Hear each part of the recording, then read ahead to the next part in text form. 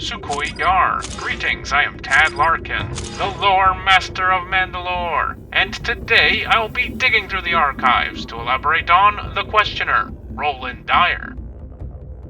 Rohlan Dyre was a human male Mandalorian during the Mandalorian Wars, circa 3,976 years before the Battle of Yavin.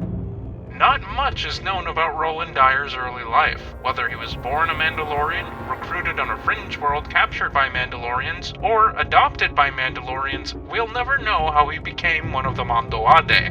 What we do know is that he was a hardened veteran of more than a dozen campaigns in the Outer Rim, leading up to their war with the Republic.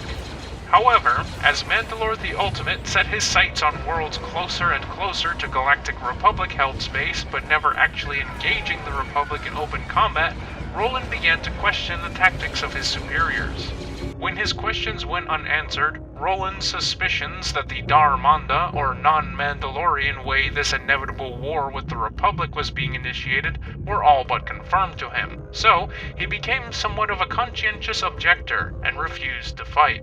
From then on, he was known as the Questioner, and as punishment for what is perceived as cowardice in the Mandalorian culture, Rohlan Dyre was placed on the front lines of the most dangerous battlefields in the Outer Rim, where death was almost always certain. Yet, his martial prowess allowed him to continue enduring. By 3,964 BBY, Rohlan was tasked to lead a strike team on the Republic mining world of Vanquo, and it was there where his chance to escape and find his answers presented itself to him. On Vanquo, Rohlan hijacked a beat-up old freighter named the Last Resort, belonging to a couple of Arcanians, Jariel and Camper, a Snivian conman, Marn Hieroglyph, a wayward load lifter droid, Elby, and a Jedi fugitive, Zane Carrick. With Jariel captured by the Mandalorians while impersonating a Jedi to trick the Vanquo miners into evacuating their camp, Camper, Zane, Marn, and Elby managed to regain control of the Last Resort by incapacitating Rohlan Dyre. Upon coming to, they gave Rohlan a chance to explain himself, and, in exchange for his freedom, Rohlan agreed to help them free Jariel from Flashpoint Station, a Mandalorian prison camp where the infamous deranged Mandalorian scientist Demegal conducted horrific experiments on Jedi POWs.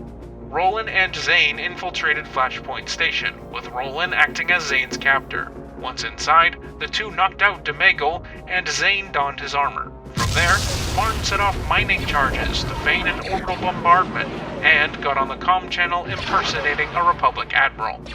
Confused and disoriented, the Mandalorians stationed on Flashpoint evacuated, leaving their prisoners behind, who were promptly liberated by Zane and Rohlan.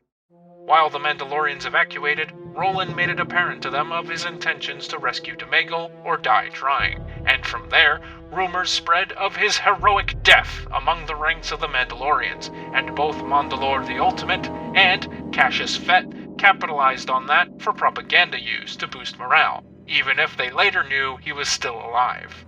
After they left, when Rohlan went back to the facility to recover the unconscious Demegal, he found him very much conscious, and Demegal drugged Rohlan and switched armors with him.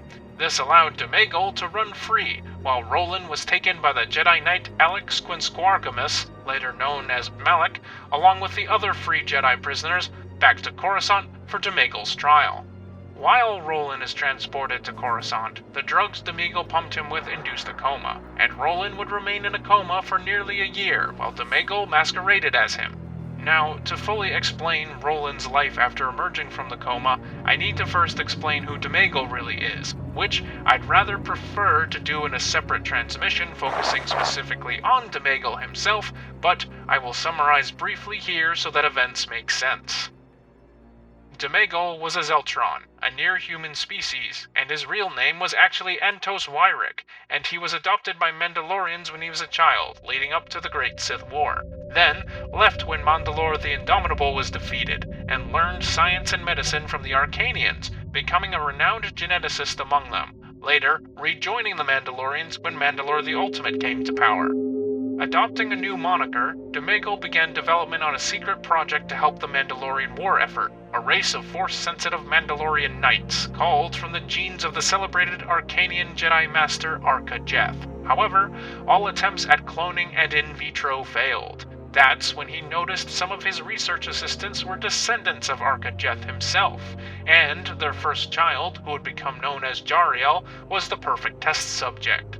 Looking for more Arcanian offshoot children for his project, he began dealings with a group of slavers called the Crucible, but he was betrayed by the Crucible, who raided his lab and abducted many of his test subjects, including Jariel, who they groomed to be a slaver before she herself escaped their organization when she was older. Demegal had been looking for her ever since. So Demegal, now in Roland's armor, continued to tag along with Zane and his friends on their assorted adventures in order to get closer to Jariel, so he could eventually finish his work. In 3963 BBY, the real Roland finally wakes up from his coma, and, still being mistaken for Demegal, is paraded into the old Senate building in front of thousands of angry citizens. There, he was intensely grilled by Malik after he kept denying that he was Demegal, before he was escorted to safety as the irate crowd began to swarm him. To his relief, his security escort was actually a rescue by a disguised Zane and Marn, who had finally noticed that the Rohlan Dyre they were traveling with wasn't the real Roland after reflecting on changes in behavior and a tip from Elby that Roland weighed differently the last time he had lifted him. They filled Roland in on what Demegal had done in his guise, and in turn, Roland told them everything he had dug up on Demegal before his encounter with Zane and company, and together they realized that Jariel, who was traveling with Demegal, was in grave danger. They anticipated that Demegal would take her to his old research facility on the lost world of Osadia, but to find Osadia, they would have to go through the Crucible, and they hatched up a plan to find their whereabouts. Roland called in a favor to Cassius Fett, who positioned his fleet in an asteroid field near the Ithor system, luring Republic Admiral Saul Karath and his fleet, as well as Crucible's top slaver, Dace Galliard, who lay in wait to capture the survivors of the battle that was sure to ensue and force them into slavery.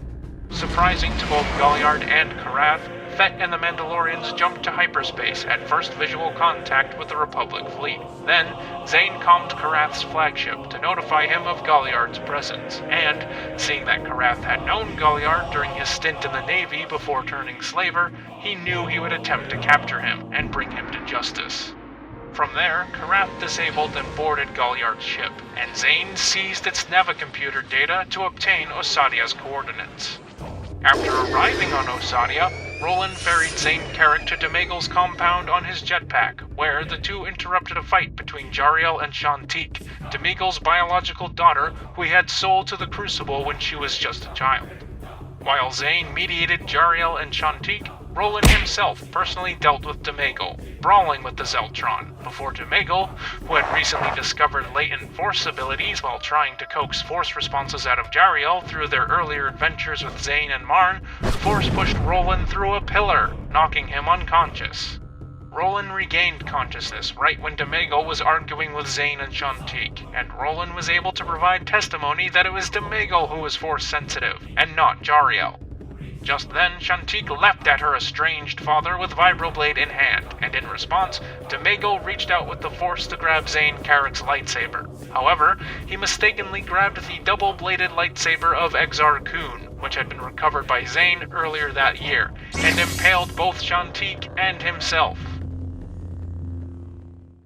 With Demegal dead, Rohlan Dyre had reclaimed his identity, and accompanied Zane back to Coruscant to clear his name. He then helped Zane track down Jariel's real parents, and was present for the reunion.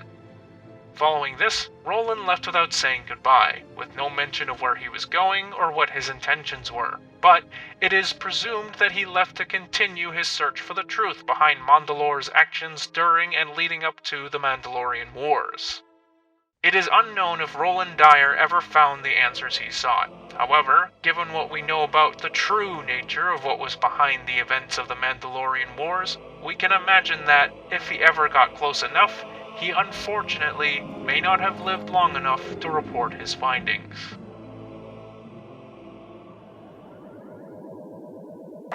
This ends my findings on Rohlan Dyre. If you have any suggestions for future transmissions, don't be afraid to drop a comment.